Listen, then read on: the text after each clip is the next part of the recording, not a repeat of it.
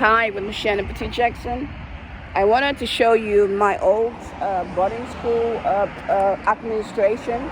I didn't live here, but I went to school here. It was horrible. J.P.H.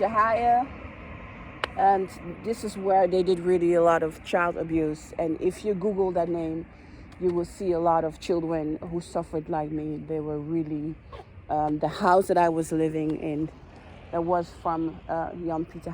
and they were horrible. The owner, he lives there, and it was a place of hell for the children who stay here. And even it's such a horrible company, the government still keep it up. And in my time, it was hell, horrible. They say they are trying to change the system, trying to change the way for children, but I can tell you this was hell. It was absolute hell. It was so hell that I was thinking a lot of time to end my life.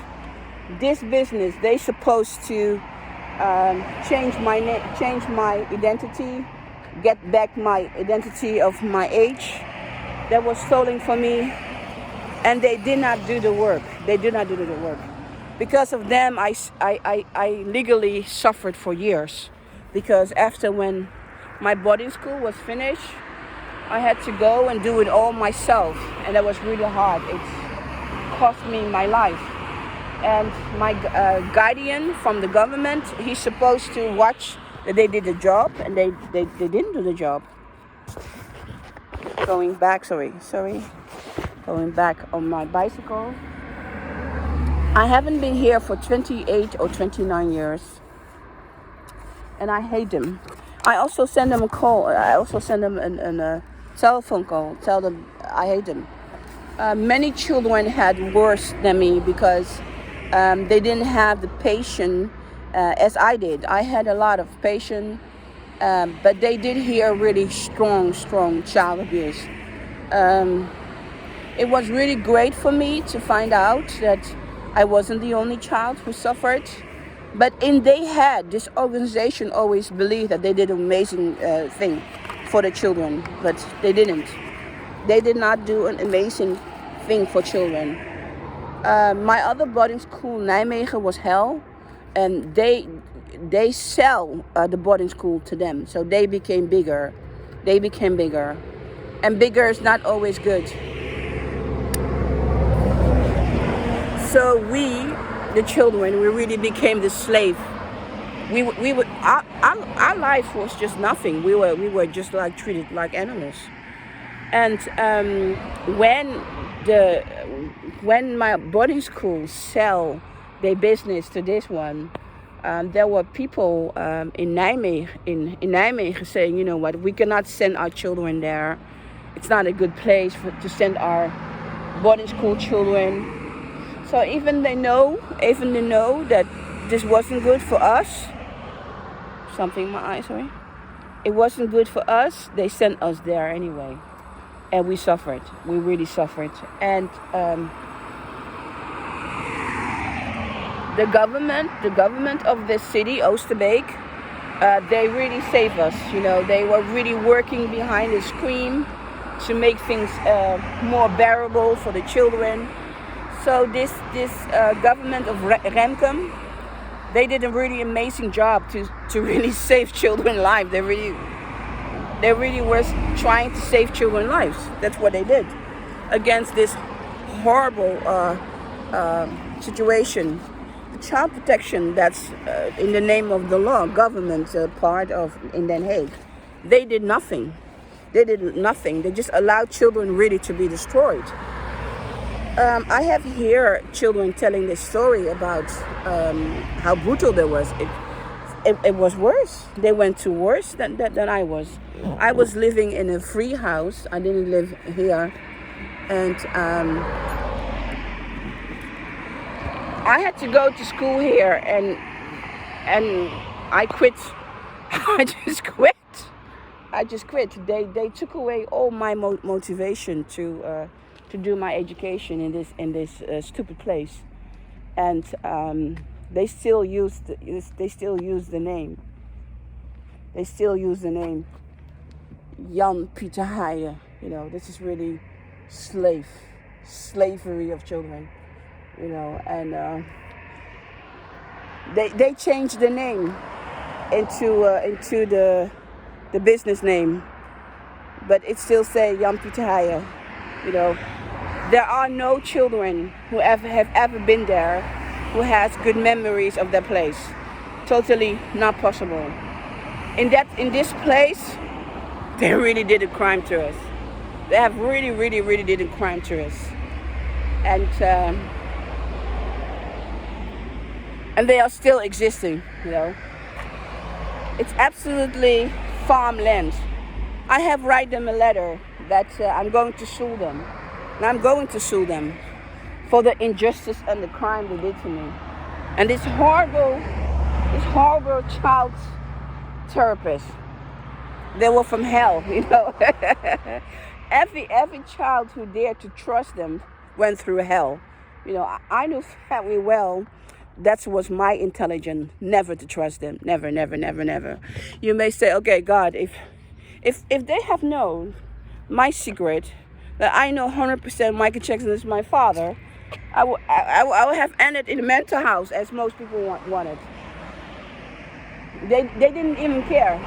Even the hospital had proof that my age was not correct, and that I was raped as a child, and the things need to be done. A lawsuit needed to be done to punish the criminals who raped me as a child, and to change my name, to let the government take responsibility for what happened. They do nothing. Why they do nothing? Because they receive, are you ready? They receive more than 100,000 euros a year to have me place dead. So I was just a money-making machine for this organization. Still today, children are just making money for this kind of organization. So a child being placed away from home, it's a money thing. And let me tell you this, there are organizations that are doing an amazing job, taking wonderful care of the children. But this one is not one of them. They are not amazing.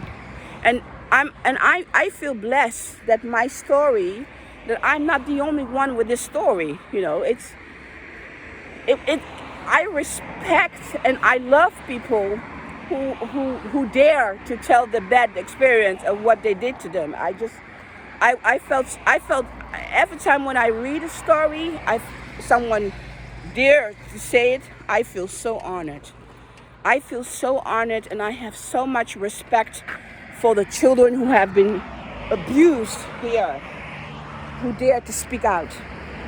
So I hope these children, they will find my tape, this tape, and understanding that me, Mocienne Petit Jackson, secret daughter of Michael Jackson, was also part of this drama, a part of this child abuse that took years for years.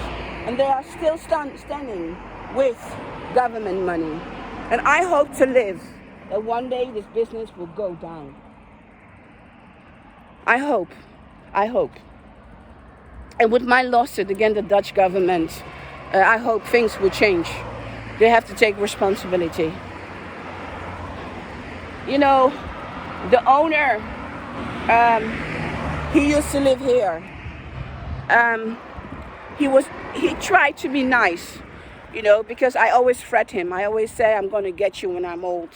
I'm going to bring you to court. I'm going to get you.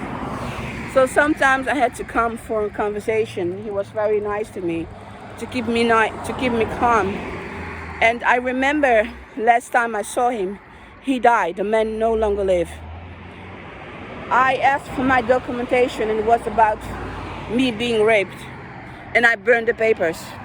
I burned the papers. I burned the papers because the child protection decided that they were not going to go to court with the people who raped me because they felt mentally I couldn't handle it. That wasn't my choice. I said, go to court. go and get the rapists because they're going to rape more women when they are adults, older. And they didn't listen. They just did what they wanted. They didn't care about my need. They didn't care, So it was very abusive. It was physically abusive, mentally abusive. And they couldn't get to me. And I learned so much in this time, how it is to be vulnerable, and how people you think that you must trust, that you can depend on, can really absolutely break and destroy you. This is what I learned about that organization, J.P.H. And, so after my boarding school time, and I received some inheritance of my adopted grandparents, I moved to Utrecht, the city of discrimination, the city of political brutality. I moved there, and I could keep myself holding in Utrecht because I went through so much mental brutality, political brutality, the power of the money. Everything they had to do there, they were paid to do so. 100,000 a year. Everything they're supposed to do there, they didn't.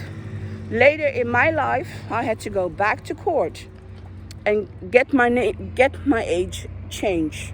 I did it myself. It took years of legal stress and years of keeping my documentation with me so that I could do it. It was hard work, and it's really affected my career because you cannot do this high-profile lawsuits with just a regular lawyer. It took me years to find the right lawyer that could do the case. So with this saying, they really destroy a really big part of my career. And for that, I have this court with the Dutch government in 2023 to say to them, you really fucked up my life. If these things were done, I could have spent this time on my career, on my life. In the end, I was so lucky that I find the right lawyers to do it so, because this was a very special matter to do. And I find it, but it cost me so much time. And that business, if they did the work, I would not have suffered so much. So the time is money, they say. And God, they took a lot of time for me. It cost me a lot of money. They destroyed children. And I knew if I walked to there today, they will be still standing because I have sent them a letter. They were so disrespectful. They didn't even keep very important information. Even I'm no longer in Nijmegen. There are still part of documentation that are being kept for safety because it was so important. They didn't keep any important documentation, but I did. Because I kept my administration so well, I could make a legal change for myself. And for that, I'm going to take them to court. This nasty child abuse organization. And God, I'm so happy that there are really brave children in the world who dare to talk about J.P.H. and the cruelty. So when I was here and the child molester case of my father, Michael Jackson, was going on, I was really fighting my own devils. I had no time to really go into really deep into my father. I hated Lisa Mary Presley, and I knew what was going on to him, what they were doing to my father, but I knew I had to focus on my life or I was going to be dead meat. And then that Katharine Jackson trying to do something to me so unforgettable. She tried to do something for me so unforgettable, but her way of reacting and the thing that she did to me, it confirmed to me my worst nightmare about my kidnapping. It confirmed something to me that was so horrific, so horrible, that it really almost bring me to an emotional breakdown. But I didn't have emotional breakdown because when you feel like your life is being threatened, your brains start to work. They start to go into survival. So what happened in this time when I was here in this boarding school, fighting the system, I was going into real deep surviving. So when I moved away from this place, I was finally out of that transition of surviving. I had to survive, but it was surviving in a different way, and that was really good. So even the city of Utrecht was very political brutality. It was very hard and very not nice to black people. It have given me more space to breathe and to think about my situation. I study music and also in Nijmegen. So I was I was making music to relax my mind. They say something, you have music, it's really therapy to survive your emotions. And it did. I think without music, I would not be standing here today and explaining to you of what I went through. And I'm happy I survived it still. So this lawsuit with the Dutch government, they need to face the reality that they failed me. They need to face the reality that they have allowed organizations to really abuse children in a way that's not accepted for our society. And the government need to be punished for that. My crime is just a little bit of the puzzle. I know that many of children were not so strong like I am to survive it, the way I survive it. And they know it. I know that a lot of children who have been to J.P.H, they went to emotionally break down. One of the reasons that I could deal with the world media in 2010 when I came in the news as the daughter of Michael Jackson, going to this international embarrassment, it's because of my experience as a child living in that kind of house. I wasn't living in that house. I mean, being a part of that organization who dared to embarrass me. You know, they knew that my age wasn't correct. I was 3 years older than my paper said. And they did nothing. They did nothing to change that. Nothing they did. So when in real life, I was 18 years old. Everybody knew it from research, hospital research. I knew my age was wrong. I was 3 years old. And they kept me there as a 15 years old. They kept me there because if they kept me there every year, they were earning 100,000 euro a year to watch over me. So they abused me for the money. They abused me for the money. Because if you have a child that's no longer live, and they live in a boarding school, the government pays a lot of money with it. My adopted parents, they were rich.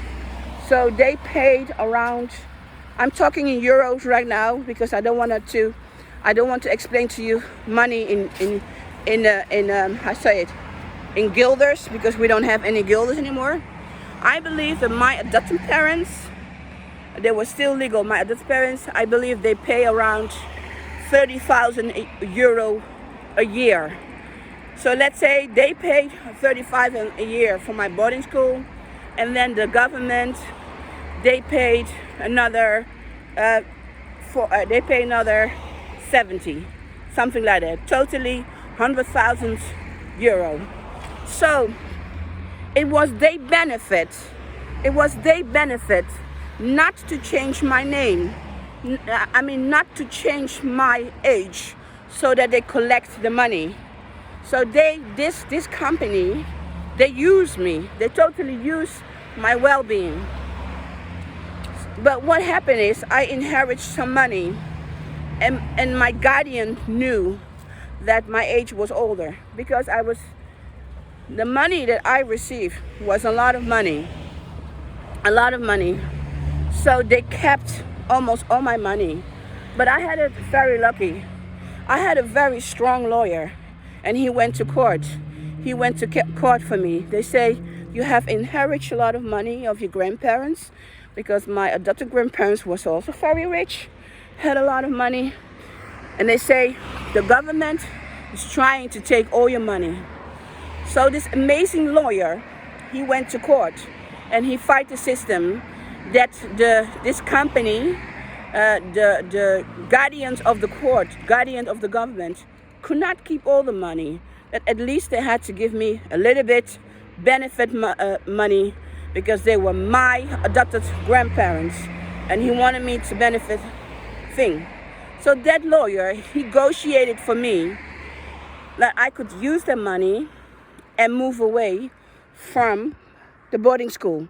So this is why I had a bit of my freedom earlier.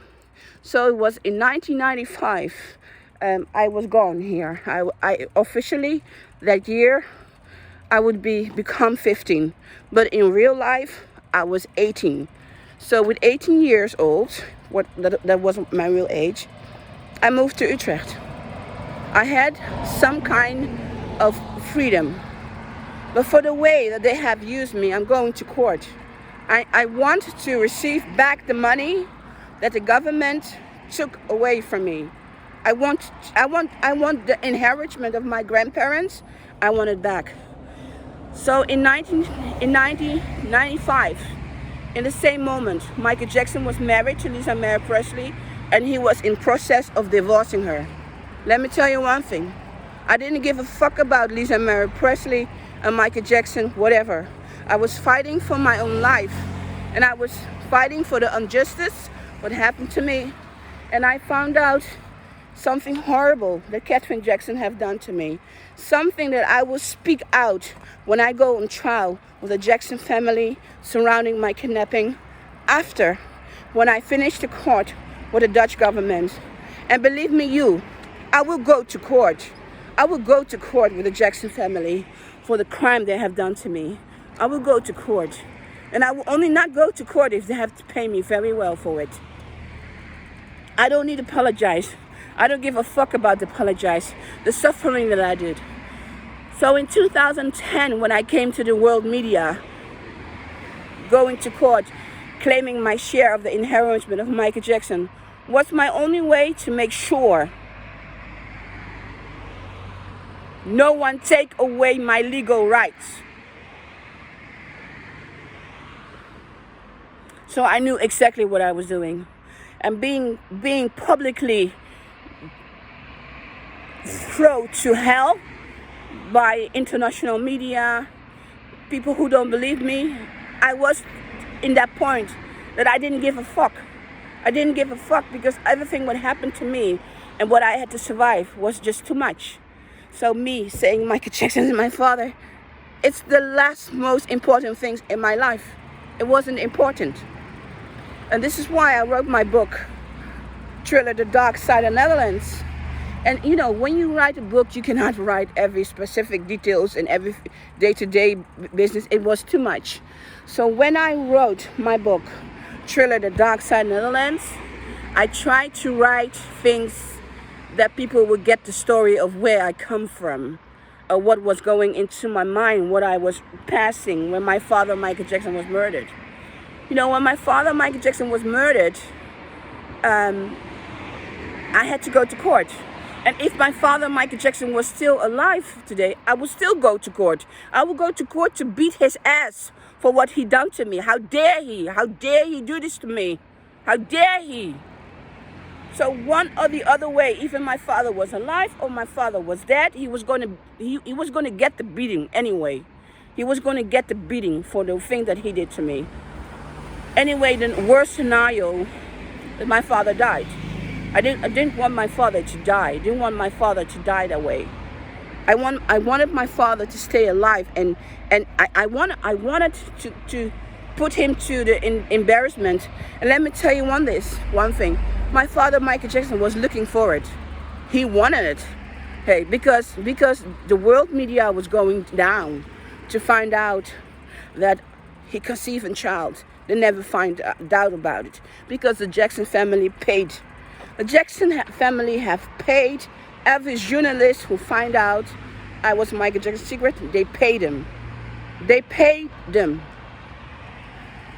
And I hope there will be one journalist one day who come forward and say, hey, it's been 47 years old, 47 years late, and I signed a contract with the Jackson never to talk about it, but you know what, I'm dying anyway. I'm not taking this to my grave. Here you have the proof. And I'm hoping this will come, and I know that one of the journalists who have write about me, that I was born, was a journalist of The Sun. And I know that the people who start writing about me and Mike Jackson conceiving child I was born, it was all in the UK. UK start to write the story, so it have been in some kind of newspapers, and the Jackson family paid it off. I heard that from a journalist who explained it to me, what have happened. So I know the stories exist. And I'm hoping with these videos, with my YouTube channel, that these stories are going to come out. Are going to come out before I go to court, because they exist. They are there. They are there. So it was the government benefit from the boarding school that they kept me low.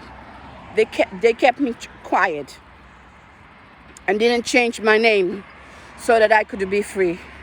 You know, I was lucky to receive the inheritance of my adopted grandparents. If not, I don't think I will become crazy, but I don't think I will have become the person that I am today. I think I will be more depressed person. I think I would have survived it, because I have survived so many things. But I think I wouldn't be so, are you ready? So nice as I am today, so strong as I am today.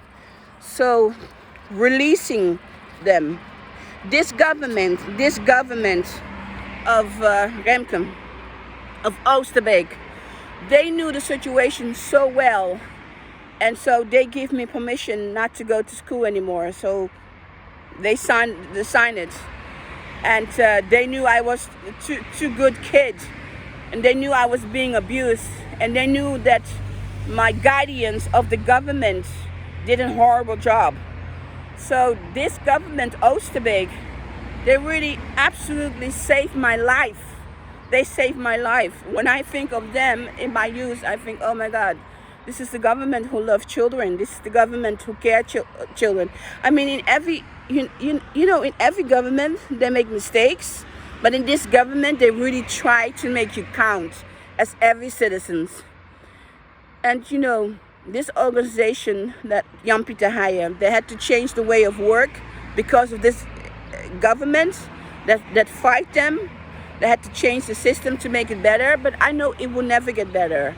And I know 100% that the government, Oosterbeek government, will keep watching them, because I know the government will never forget how bad they are with the children. So I was so lucky to have inherited some money so that I could run away from them. I was so lucky, and I really don't take anything for granted. So when I say Michael Jackson is my father, and people say, you're crazy, thank you, Michael Jackson, I think you don't know my story. My story is not so easy, you know. I do not want to be Michael Jackson's daughter. If you see what Katharine Jackson tried to do to me when I was 18 in 1995. And she, I'm not scared of her. She know what she did, but I don't think she will ever realize I know what she did. I know what she did. But the truth will reveal. I think I don't even have to say that I know what she did. I think someone will come forward and said, Katharine Jackson paid me to do this, but I refused because that girl was too nice. So I think you get the point. You know, but she's just old. I just want her to die and go to hell. She's just old. And all my other nephews and nieces, they need to keep kissing her ass as long as she lives. But Janet Jackson, she's a good daughter. She's a very good daughter. She take good care of her mother. And when the media asks you, are you crazy about your mother? Yeah, my mom is great. She's a good daughter. She's a really good daughter. I would not be that good daughter if I know what my mother did to me. Right? Don't think that Katharine Jackson didn't do anything to Katharine Jackson. Don't think that. I mean, she's the kind of woman, she have hurt all her children. But the children are not going to say anything because they need her inheritance. They don't want Katharine Jackson to give all the money to Jehovah's Witness church and leave them with a penny. No. They want the money of grandma. But then they're not going to say nothing about their mother. They need the money. Michael Jackson is no longer around. Janet Jackson, extremely smart businesswoman. She do not give her money away to her lazy nephews and nieces. No. They can smile, they can laugh at her. No. She's spending it on her kid, on her family. She's a good businesswoman. She knows the family. It was my father, Michael Jackson, who gave a lot away. But he's no longer around. So from who they are getting the money from? Katharine Jackson. So no one is going to say something ugly about my grandmother. But I'm not in my grandmother's will. So I can say what I want, and I say what I want. I hope the bitch die and go to hell.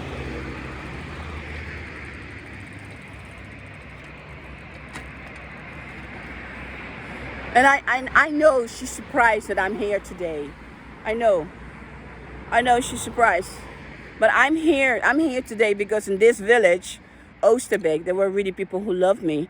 There were really people who make me think about life and they educate me. And I was so lucky in my life to have this amazing lawyer who fight for me.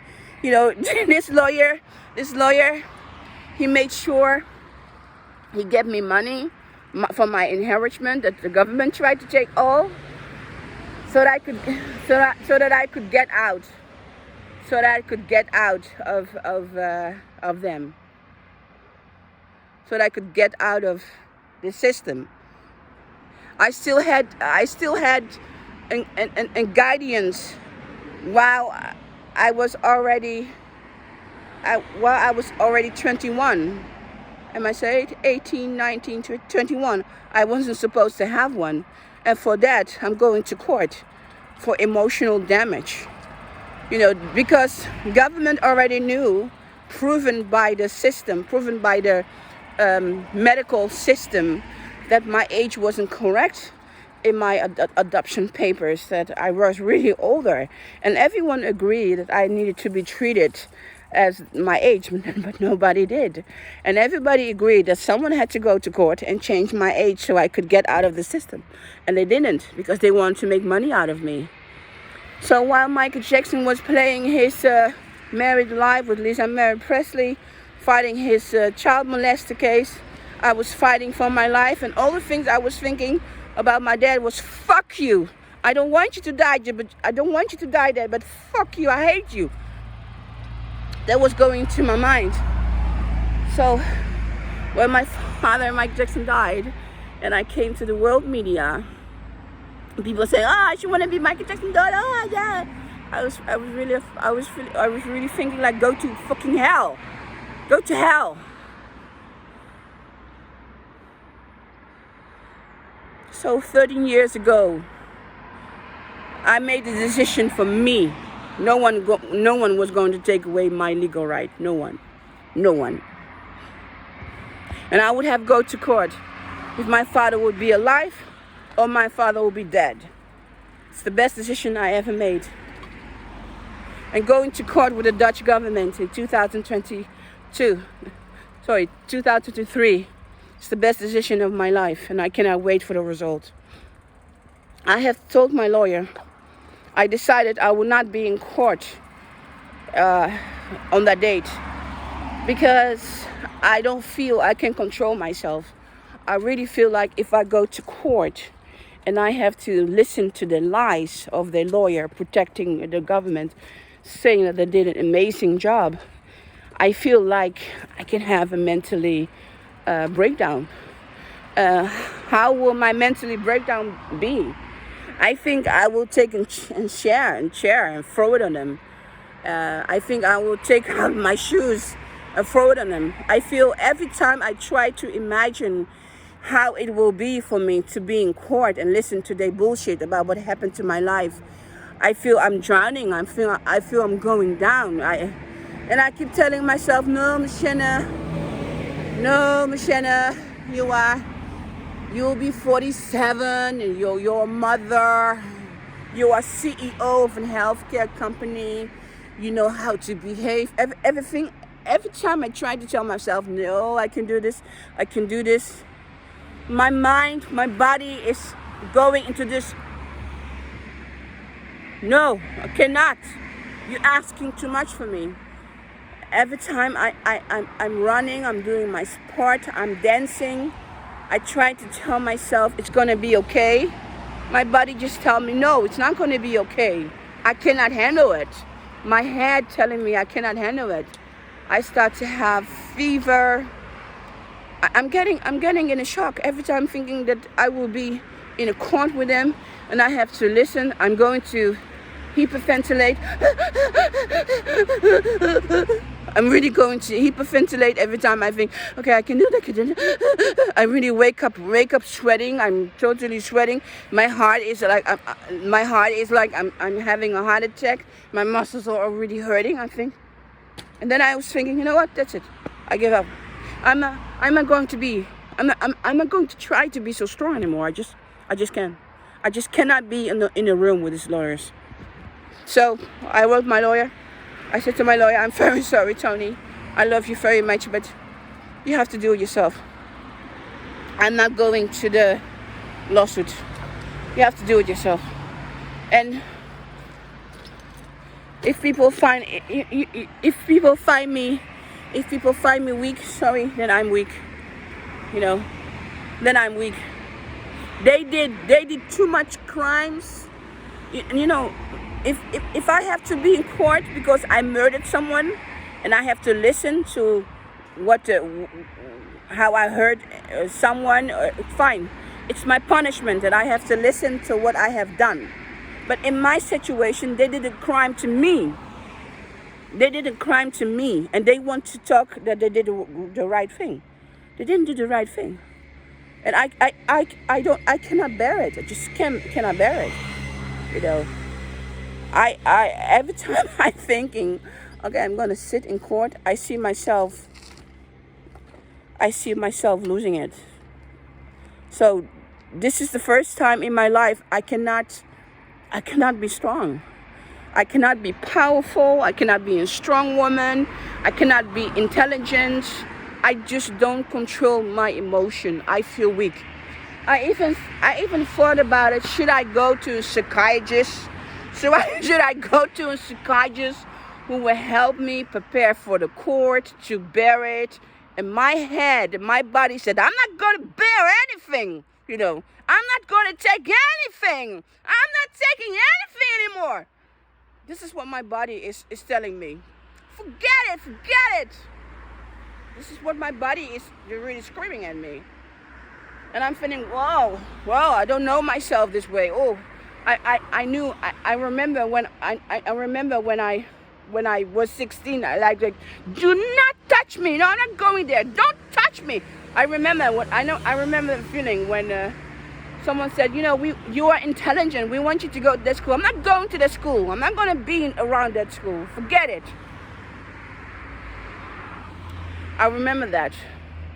But in this situation, I cannot tell my body what to do. My body saying, no, we took enough for 30, 80 years. We are not going to take it. Mocienne, if you're going to sit there, we're going to kill you. So every time when I imagine being in court with the Dutch government, talking about my kidnapping, hearing what they have to say, I feel like my body is being shut down. So that's why I'm even thinking, do I have to go to a psychiatrist, but a psychiatrist do not control my body. It's my mind. It's my brain. It's my emotion that control my body. And if my emotion said, no, we cannot take it anymore, I feel for the first time in my life, I have to listen. So this week was a huge week. I didn't want to go to the child protection court because I knew I couldn't really take it. I really couldn't take it. So I thought, okay, I can do this. I can do this lawsuit with. I can be in court. I can be in court and talk about this case. But this week my buddy said, no, well, go fuck yourself, Mocienne. I'm not gonna do it.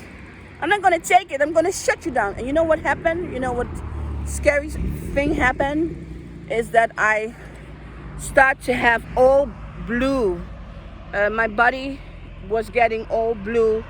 When you hit yourself, you get blue spot. My body was getting everywhere on my body. I have blue spot of a reaction of stress on my body. Blue spot. My muscles, my breathing was hurting. So now I just come to a point that I said, you know what? I just surrender. So I just have surrender. I'm not going to court. That's it. I just have surrender that my lawyer have to do it. I can't. And I just have accept that I cannot win this. I really have accept this is it. This is a point in my life that I cannot win. I just can't. I just have to accept. I can't. I just can't do it.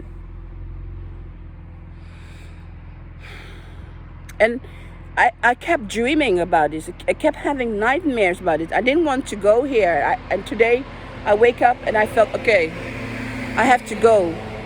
I have to take the train, take my bike, take my debit cards and go out and record this. And hopefully after when I record this, I can have some peace and quiet in my life because there is now expectation. I have explained now to the world. I cannot.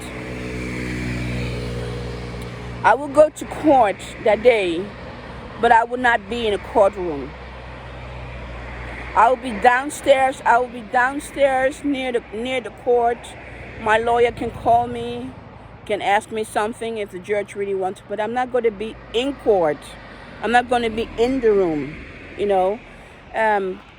I think also that maybe that day I may find someone to go with me, giving me mental support or something, because I don't know how my body is going to react before the court. But I can say to you that being Michael Jackson's daughter is just such a, in this part, the abusing that I went through in this country. I didn't call my book Thriller, The Dark Side of Netherlands. I didn't call it for nothing. There is a really dark side Netherlands that I went through. And I didn't translate my book in 7 languages for nothing because I want people to know. This is not the perfect country. This is small America. This is really small America. We children, we go to hell. We go to hell. This is not an amazing country as some people think it is. Yeah. And my story, you know, after when I'm finishing this court with the Dutch government, I want to see what the Jackson is hoping. What I'm expecting is when I'm finished, Katharine Jackson is dead. She have go to hell, and then my Jackson family, they will result with me. I'm not going to court with Katharine Jackson because I just want her to enjoy the life she have, because when she dies, she's going to hell. This woman's going to hell when she dies.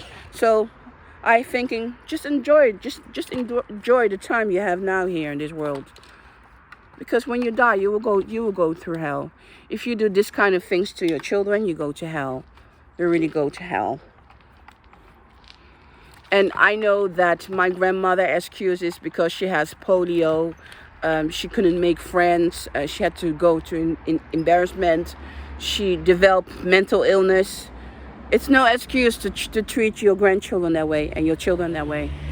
Because Joe Jackson could beat up my father, Michael Jackson, and the rest of the family because she didn't do enough.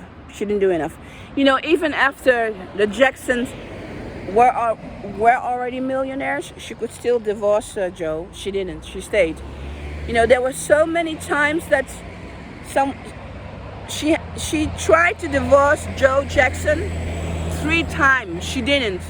She never had any interest to divorce my grandfather Joe Jackson. It was her publicly way to get favor of the public. How do you call it? Public manipulation. Just like Katharine Jackson have manipulated all her children all their lives. That's it.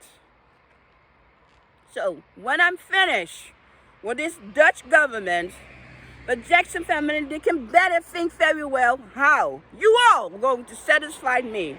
Because Houston, California, America, you have a bleep bleep fucking problem. And I'm hoping that my channel will make you see what kind of hell I already survived. So me saying Michael Jackson is my father, phew, it's not important. It's not important.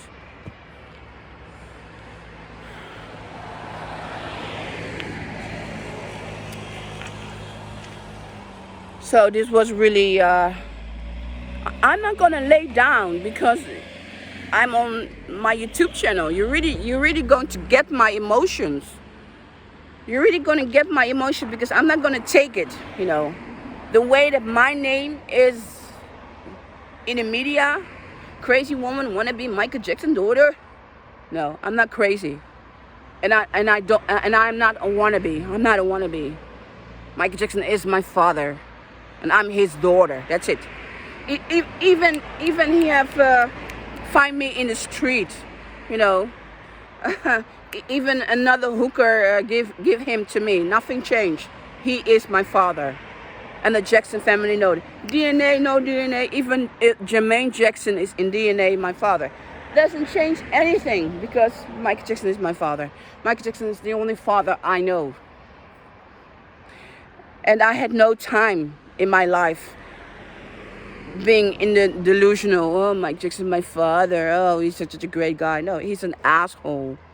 My father, Michael Jackson, was an asshole. He didn't take good care of me. And after when he lost me, he did horrible things to himself. He abused himself. He abused himself. He didn't want to look like his parents. He changed his face. A lot of people say he didn't want to look like Joe Jackson. What do you think about it? He didn't want to look like Katharine Jackson? Does that maybe sometimes cross people's mind? But you know what? I don't have to go to that. I love my face. I love that I look like my grandmother, Katharine Jackson. I have many fractures in my eyes. I have my small eyes of Joe Jackson, of my grandfather. I have that crazy whimpers, want to go up like that. I have that for my grandfather. I love my body. Why do I love my body? Because my grandparents are very strong, intelligent people. They came from nothing, they made something. I will give them that credit. But for the rest, there was 2 bastards. Katharine Jackson and Joe Jackson. Bastards. So, it's nothing to be proud being a Jackson. And you know what? Now that my father is dead, it's horrible. It's horrible. Because he was my life. He was my life because he was my dad. He was my life because I love him. He was my life. He was my life because he was the only one who loved me.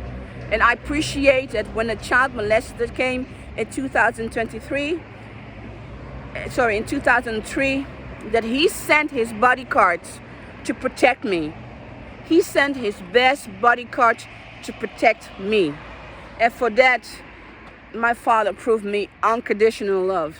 That was really the moment that I felt like, okay, my father, he will not let it happen again, that I will be kidnapped. He will not let it happen again. My father, Michael Jackson, sending his best bodyguards to support me, to protect me, that was love. That was love.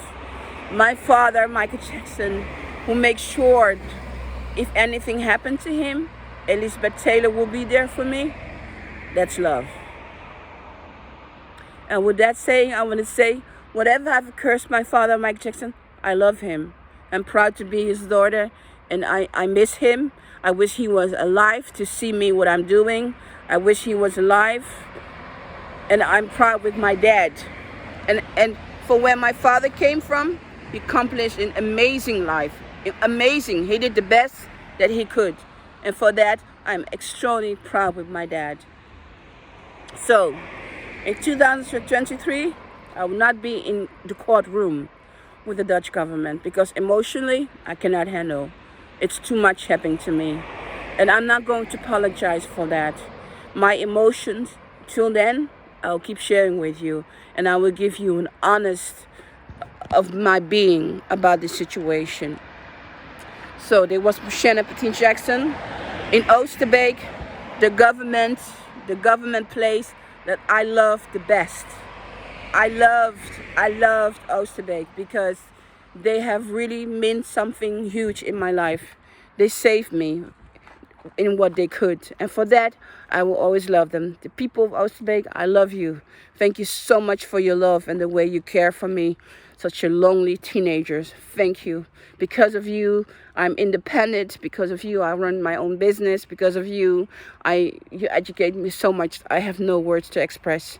Oosterbeek, I love you. Thank you for your love and support and the way you helped me becoming a woman.